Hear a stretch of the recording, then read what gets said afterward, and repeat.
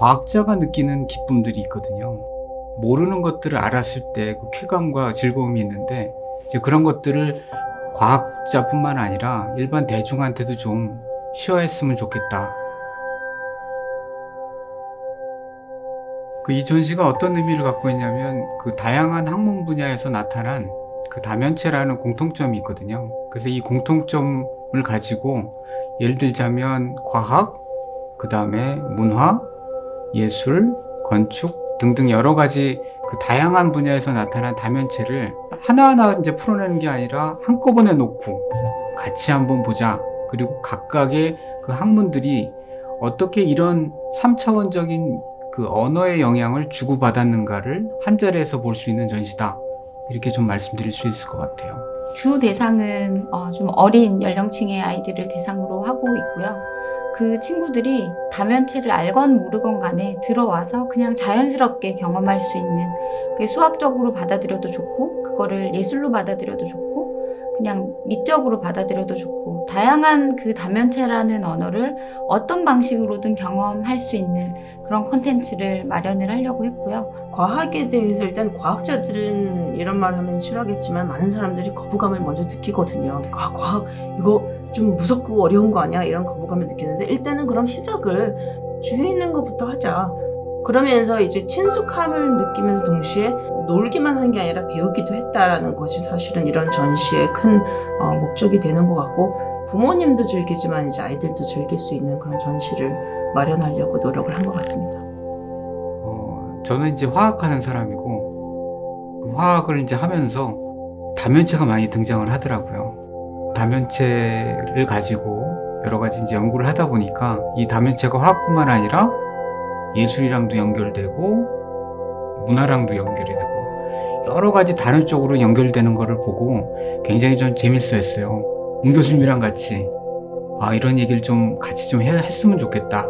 인문학 쪽에 계시는 우리 또 최 교수님과 또 지금 이제 유니스트를 떠나셨지만 이영경 교수님이라고 또 계셔가지고 같이 이렇게 마음이 합해져가지고 나가게 된 그런 과제였었는데, 사실 저는 이제 다면체라고 하면 거의 막 기억에서 아스라이 사라져가는 그런 건 내가 옛날에 그냥 교과서에만 배우는 것이지 나하고는 상관이 없다든지, 아니면은 이거를 배워서 그 학생들이 뭘 하지 이렇게 생각을 했었는데, 오히려 이제 두 화학자이신 분들하고 융합 연구를 같이 하면서 이런 전시를 봄으로써 얼마나 많은 사람들의 시야를 넓게 할 수 있을까, 융합을 통해서. 그리고 사실 이것이 어떤 그 창의성이라든지 뭐 호기심을 자극하는 것이 될 수 있지 않을까라는 생각에서, 나도 배우지만 다른 사람한테 어떤 배움의 길을 넓혀보자 하는 생각에서 참여를 하게 된 것 같습니다.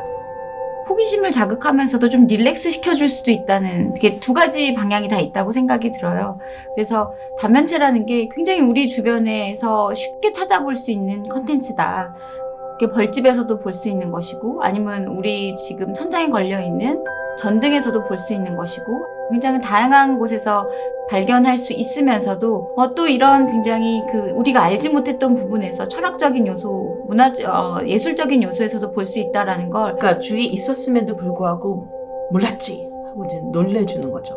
그래서 사실은 굉장히 많이 있고 알아보려고 하면 알 수 있었던 것이라는 게 중요한 것 같아요. 그래서 그런 인트로를 줌으로써 좀 더 알아보자.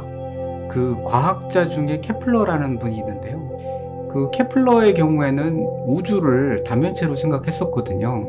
예를 들면 태양계가 이렇게 돌아가는 것들을 다 다면체로 설명하고, 심지어는 옛날에 이것들을 하모니라고 생각해가지고 음악이랑도 연결을 시켰었어요. 바이러스 중에서도 다면체 모양을 갖고 있는 애들이 있어요. 그럼 쟤네들은 왜 저런 모양을 가졌을까라는 것들이, 사람들이 이제 플라톤 그러면 뭐 철학자, 뭐 이데아 사상, 뭐 이런 사람 아닌가. 그것도 기원전에 있었던 철학자인데 그런 사람하고 다면체가 무슨 상관 있나 할 거란 말이죠. 그렇지만 이런 전시를 봄으로써 이미 그 고대 철학자가 다면체를 가지고 상상을 했다는 거를 이 전시를 통해서 알 수 있는 거죠. 기하학을 모르는 자 발도 들이지 말라. 교실의 문에다가 써놨다고 그래요. 그래서 아르키메데스와 그리고 레오나르도 다빈치, 이제 이런 분들이 어떻게 그분들의 머릿속에서 다면체라는 걸 창조물에 이렇게 녹여냈는지 하는 여러 가지 얘기들이 이제 나오게 돼요. 좀 전에 이제 과학이랑 그 아름다움에 대해서도 말씀하셨는데, 결국은 두 개가 이제 만난다. 굉장히 그 추상과 구체를 왔다 갔다 하는 것이라고 생각을 해요. 그래서 굉장히 추상적인 그런 개념을 뭐 수학자라든지 뭐 과학자들이 썼다면 그것을 구체적인 그런 모양으로 보여준다든지, 한마디로 하면 저는 다면체가 어떤 그 메타포인 것 같은 생각이 들어요. 면과 이 면이 만나는 것 같은 그런 메타포로서 이런 우리 과제가. 저처럼 이제 학문을 하는 사람은 학문의 결과가 논문으로 나타나는데, 이번에는 이제 전시를 통해 가지고 3차원적으로 진짜 만질 수 있고 볼 수 있는 이런 결과물을 보게 되니까 어린 학생들이 이 다면체를 통해 가지고 뭐 실험을 하는 뭐 실험복도 입고 그랬었는데 굉장히 진지하게 임하는 것들을 보면서, 그 다음에 또 이 어린이들을 바라보는 부모의 그 따뜻한 시선을 또 같이 보면서 굉장히 저한테는 마음이 좀 따뜻해지는 그런 계기가 됐었던 것 같아요. 전시 준비하면서 했던 프로젝트 중에 하나가 맹가스펀지라는 프로젝트가 있었는데, 갈수록 이게 협업이 중요해지고 있는 사회거든요. 근데 맹가스펀지라는 그 프로젝트 자체가 어떻게 보면 한 공간에 여러 사람들이 들어와서 모두가 힘을 합쳐서 그 다면체들을 만들어가는 그 협업 과정을 거쳤는데 굉장히 재밌는 다양한 모습들을 많이 볼 수가 있었어요.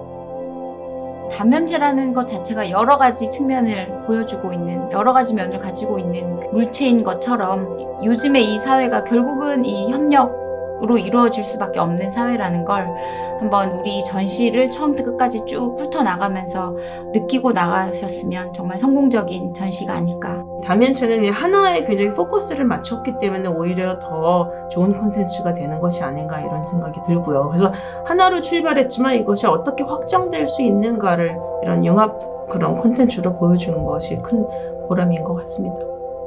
사실 어떤 면에서 보면 이 다면체라는 개념 자체가 서로 다른 개념들을 같이 융합하는 개념이 아니었을까. 근데 그런 면에서는 다름이 틀린 것이 아니라 서로 보완할 수 있는 관계였다라는 생각 많이 하게 됐습니다.